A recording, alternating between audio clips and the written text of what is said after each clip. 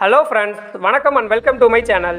Sundar C, Tamannaah, ராசி கண்ணா மற்றும் பலர் நடிப்பில் ஒரு ஹாரர் காமெடி படமாக வெளியான அரண்மனை சீரியஸோட 4வது பாகமான அரண்மனை 4 படத்தோட ரிவ்யூவை தான் இந்த வீடியோவில் நம்ம பார்க்க போகிறோம்.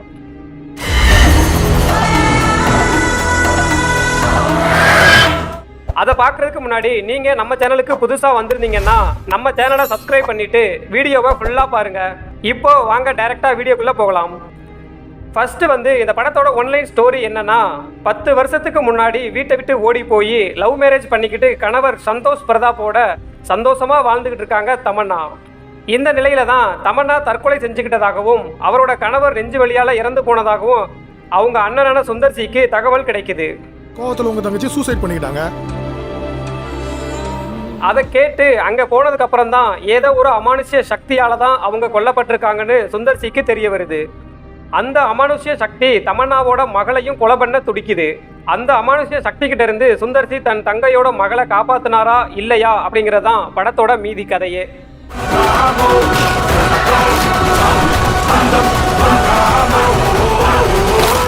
இந்த அரண்மனை சீரீஸ்ல இதுக்கு முன்னாடி ரிலீஸ் ஆன 3 படங்களையும் நீங்க பார்த்துருப்பீங்கன்னு நினைக்கிறேன். அந்த 3 படங்களும் எப்படி இருந்துச்சுன்னு உங்களுக்கு நல்லாவே தெரிஞ்சிருக்கும். அந்த 3 படங்களையும் ஒரே கதை அண்ட் ஒரே பேட்டர்னை பேஸ் பண்ணி தான் எடுத்திருப்பாங்க.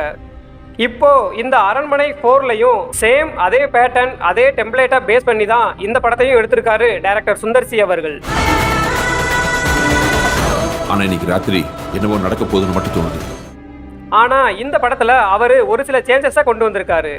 எக்ஸாம்பிளுக்கு இதுக்கு முன்னாடி ரிலீஸ் ஆன அரண்மனை படங்கள்ல எதனால பேய் வருது, எதனால பேய் கொலையெல்லாம் பண்ணுது அப்படின்னு பார்த்தா ரிவெஞ்ச் அப்படிங்கிற ஒன்று தான் அந்த பேயோட ஒரே மோட்டிவா இருக்கும்.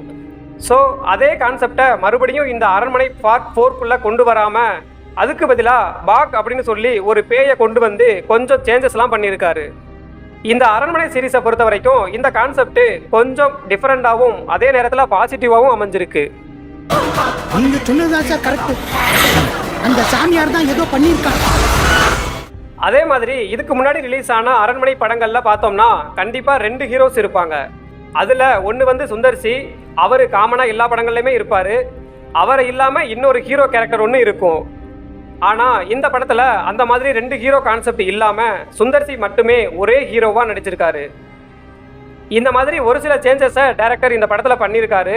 ஆனால் பெரிய அளவில் சேஞ்சஸ்லாம் ஒன்றும் பண்ணலை. ஆனாலும் இந்த சின்ன சின்ன சேஞ்சஸ்மே படத்துக்கு அடாப்ட் ஆகி பாசிட்டிவாக அமைஞ்சிருக்குன்னே சொல்லலாம். வக்கீல் தான் வேலையை கோர்ட்டில் வச்சுக்கோ.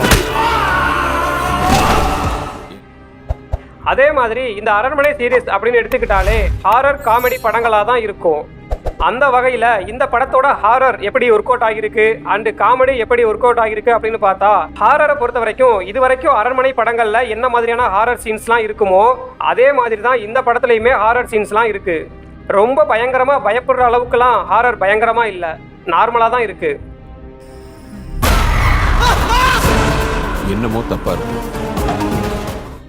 காமெடியை பொறுத்த வரைக்கும் இந்த படத்தில் காமெடி சுத்தமாக ஒர்க் அவுட் ஆகலை அப்படின்னு தான் சொல்லணும்.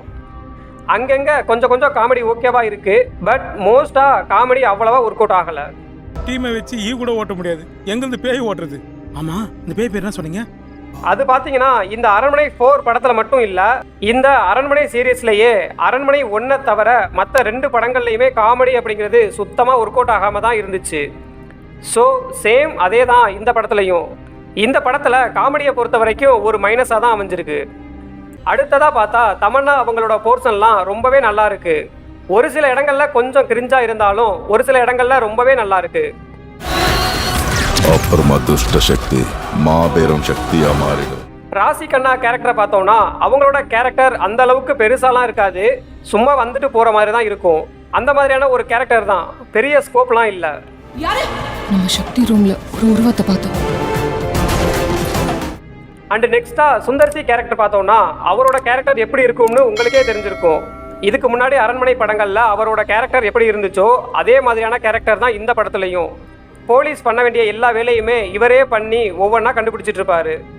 என் தங்கச்சி தூக்கில் தொங்கின அதே நேரத்தில் அவளை வெளியில் பார்த்ததா சொன்னாங்க. ஸோ ஓவராலாக இந்த படத்தில் நடிச்சிருக்க ஆக்டர்ஸ் எல்லாருமே அவங்களுக்கு கொடுக்கப்பட்ட கேரக்டருக்கு ஏற்ற மாதிரி ரொம்பவே நல்லா நடிச்சு கொடுத்துருக்காங்க அப்படின்னு தான் சொல்லணும். இந்த அரண்மனை 4 படத்தோட ஸ்க்ரீன் பிளேயை பொறுத்த வரைக்கும் ஆரம்பித்த உடனே கதைக்குள்ளே போயிடுறாங்க. அது ஒரு ப்ளஸ் பாயிண்ட்னே சொல்லலாம். அதே மாதிரி படத்தோட first half and second half அப்படின்னு 2 ஹாஃப்லையுமே பெருசாக எந்த இடத்துலையும் போர் அடிக்காமல் நீட்டாக கொண்டு போய் முடிச்சிருக்காங்க. படத்தோட கதையுமே ஒரு நல்ல கதை தான். இதுக்கு முன்னாடி வந்த அரண்மனை படங்களில் உள்ளது மாதிரியே இல்லாமல் சின்ன சின்ன சேஞ்சஸை ஸ்டோரியில் கொண்டு வந்ததும் இந்த படத்தோட வெற்றிக்கு ஒரு பெரிய ப்ளஸ்ஸாக அமைஞ்சிருக்கு. அதுக்காக ரொம்ப நல்ல கதை அப்படின்லாம் சொல்லலை. வழக்கமான கதை இல்லாமல், வழக்கமான காமெடி கிரிஞ்செலாம் இல்லாமல் ஒரு டீசெண்டான கதை, அதை ப்ரெசென்ட் பண்ணியிருக்க விதம் படத்தில் ரொம்ப லேக் இல்லாமல் கொண்டு போகுது. என்னையா சொல்கிறான் அந்த சாமியார்? ஏதோ பாக்குன்னு ஒரு பேயை பற்றி சொல்கிறாரு சார். மியூசிக் அப்படின்னு பார்த்தா ஹிப்ஹாப் ஆதி தான் இந்த படத்துக்கு மியூசிக் பண்ணியிருக்காரு. இந்த படத்தில் வர்ற சாங்ஸை பொறுத்த வரைக்கும் எல்லா சாங்ஸுமே ஓகே அப்படிங்கிற மாதிரி தான் இருந்தது. பெரிய அளவில் எந்த ஒரு சாங்கும் பெரிய ஹிட் ஆன மாதிரி தெரியல.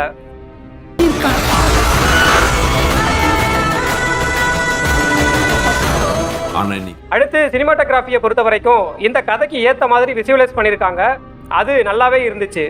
சிஜியை பொறுத்த வரைக்கும் இந்த படத்தில் சிஜி பயங்கரமாக இருக்குது அப்படின்னு சொல்ல முடியாமல் இருந்தாலும் அதுவுமே கதைக்கு ஏற்ற மாதிரி நல்லாவே தான் இருக்குது.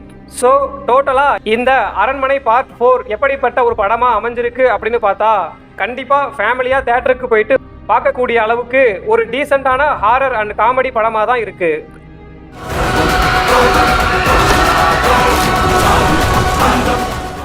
ஆல்ரெடி இந்த அரண்மனை 4 படத்தை நீங்கள் பார்த்துருந்தீங்க அப்படின்னா உங்களுக்கு இந்த படம் எப்படி இருந்துச்சு அப்படின்னு கமெண்ட்டில் சொல்லுங்கள்.